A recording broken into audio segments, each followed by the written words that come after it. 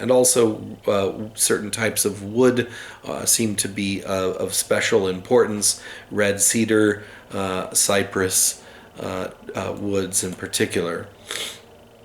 So those are some North American sites that might very well have gotten right on the cusp of state level identity, of state level organization, but we're sort of on the fence anthropologically, archaeologically, about whether we should call these states or not. And reasonable people can disagree about whether we should call Chaco Canyon culture or Cahokian culture a state or a complex chiefdom or something else entirely. And then finally, we'll talk briefly about an African site, Great Zimbabwe, which is from the name from which the modern country of Zimbabwe gets its name.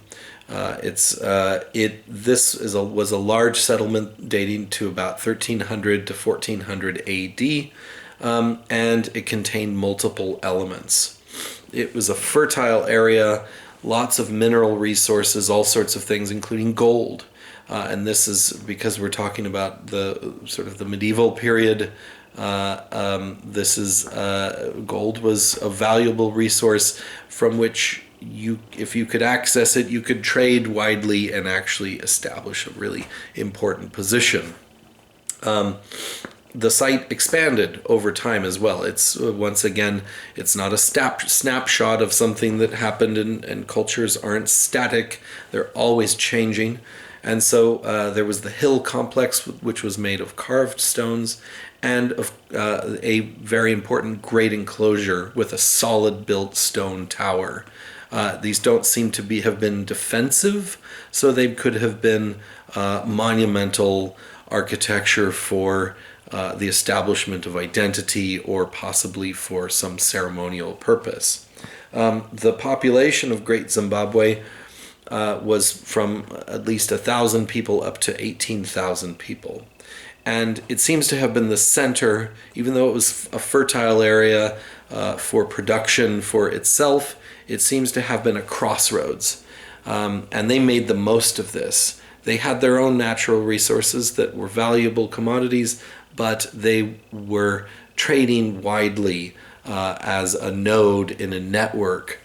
You find glazed pottery from China and Iran.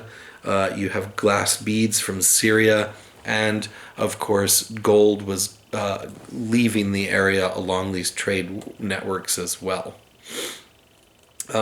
Great Zimbabwe has central structures, large enclosures, and as I said before, they're non-defensive walls of dressed granite up to 10 meters high. These are enormous constructions.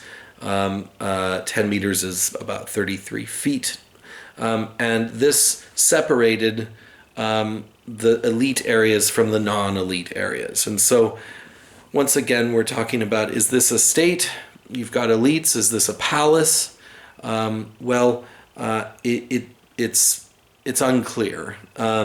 But certainly these were elites, and possibly we might call them chiefdoms, or possibly complex chiefdoms. The regular people lived in dhaka huts built of a mixture of clay and gravel. This is very different from these granite walls 33 meters high, or 33 feet high. You know, that's a different kind of a structure.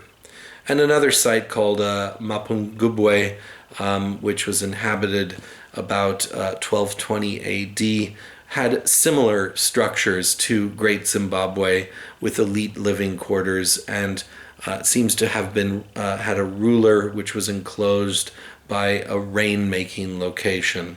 And political power at Mapungubwe seems to have been related to the rain-making process. So not just elite, but also religious power. And that shows that Mapungubwe, as well as Zimbabwe, Great Zimbabwe, were part of a larger culture that maybe had multiple locations, multiple chiefdoms, that maybe were vying for power within a larger network. and a larger culture.